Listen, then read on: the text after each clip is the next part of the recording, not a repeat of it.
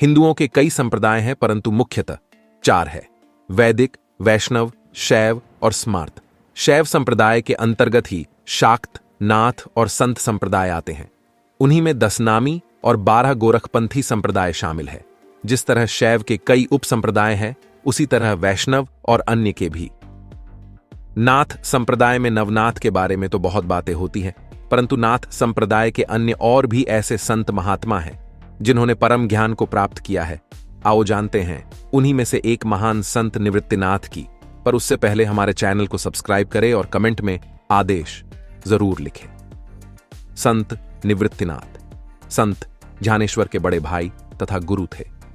निवृत्तिनाथ का जन्म महाराष्ट्र में पैठन के पास गोदावरी नदी के तट पर स्थित अपेगांव नमक गांव में यादव राजा रामदेव रावा के शासनकाल के दौरान एक देशस्थ ब्राह्मण परिवार में हुआ था। संत निवृत्तिनाथ के पिताजी का नाम विट्ठल पंत था। उन्होंने युवावस्था में ही संन्यास ले लिया था। विट्ठल पंत के गुरुजी काशी में रहते थे। उनका नाम रामानंद जी था। विट्ठल पंत अपने गुरुजी के पास रहकर अध्ययन एवं उनकी सेवा करने लगे। कुछ समय वहां रहने पर विट्ठल पंत को उनके गुरुजी ने गृहस्थ आश्रम स्वीकार करने की आज्ञा दी। गुरु की आज्ञा अनुसार विट्ठल पंत आलंदी लौट आए तथा उन्होंने फिर से गृहस्थी जीवन प्रारंभ किया। विट्ठल पंत के 4 बच्चे हुए। पहले निवृत्तिनाथ, दूसरे ज्ञानेश्वर, तीसरे सोपानदेव तथा चौथी मुक्ताबाई। अपने बच्चों को उन्होंने उस समय के अनुसार सारी शिक्षा दी। विट्ठल पंत पत्नी तथा बच्चों के साथ त्र्यंबकेश्वर स्थित पर्वत पर गए थे। उस पर्वत पर घना जंगल था। उस जंगल में बहुत से जंगली जानवर रहते थे। पर्वत पर घूमते घूमते उन्हें एक शेर दौड़ता हुआ दिखाई दिया। उसे देखकर सब डर गए। विट्ठल पंत अपनी पत्नी बच्चों को साथ लेकर जंगल से बाहर के भाग में आए। जब वे सभी जंगल से बाहर निकल आए तब उनको अपने साथ निवृत्तिनाथ कहीं दिखाई नहीं दिए।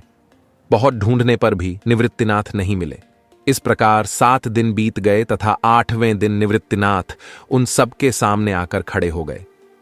निवृत्तिनाथ को जीवित देखकर सबको बहुत प्रसन्नता हुई। वह पहले की अपेक्षा और अधिक तेजस्वी दिखाई दे रहे थे। विट्ठल पंत ने पूछा, अरे इतने दिन तुम कहां थे? निवृत्तिनाथ ने कहा, पिताजी, शेर से डरकर भागते हुए मैं एक गुफा में घुसा। वहां एक स्वामी जी बैठे थे। उस अंधेरी गुफा में भी उनकी कांति मुझे स्पष्ट दिखाई दे रही थी। उनका नाम गहिनीनाथ था।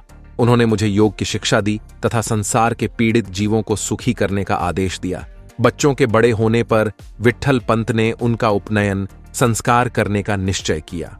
उपनयन हेतु उन्हें लेकर विट्ठल पंत आलंदी लौटे, किंतु आलंदी के निष्ठुर लोगों ने सन्यासी की संतान कहकर उनका उपनयन करने से मना कर दिया।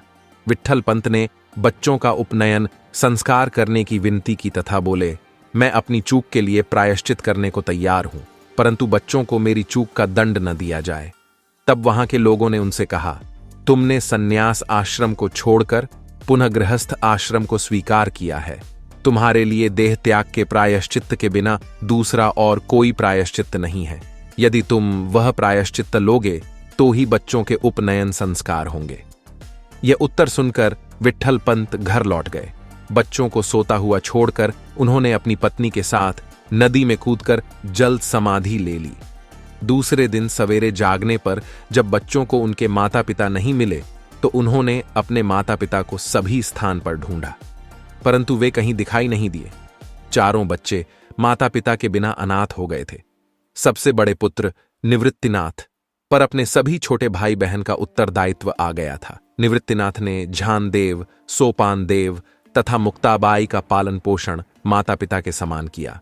आगे चलकर गुरु निवृत्तिनाथ की आज्ञा से ज्ञानेश्वर ने संस्कृत भाषा की श्रीमद् भगवद गीता सबको समझ में आए। इस हेतु से ज्ञानेश्वरी यह अप्रतिम ग्रंथ मराठी में लिखा। इसके उपरांत संत ज्ञानेश्वर ने अमृतानुभव यह ग्रंथ लिखा। इसमें 10 अध्याय तथा 700-800 छंद हैं। उनमें गहन आध्यात्मिक अनुभव अंतर्भूत है। यह पूरे विश्व के तत्व ज्ञान से परिपूर्ण एक अपूर्व ग्रंथ है। ज्ञानेश्वर की समाधि के बाद निवृत्तिनाथ ने अपनी बहन मुक्ताबाई के साथ तीर्थ यात्रा के लिए आलंदी छोड़ दिया। एक तूफान के दौरान मुक्ताबाई खो गईं। निवृत्तिनाथ ने तब समाधि प्राप्त की। विश्राम स्थल त्र्यंबकेश्वर के पास स्थित है।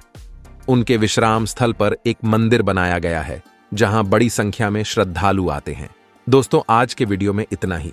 आशा करते हैं आपको ये वीडियो पसंद आया होगा। अगर हाँ तो हमारे चैनल को सब्सक्राइब करें और वीडियो को लाइक करें।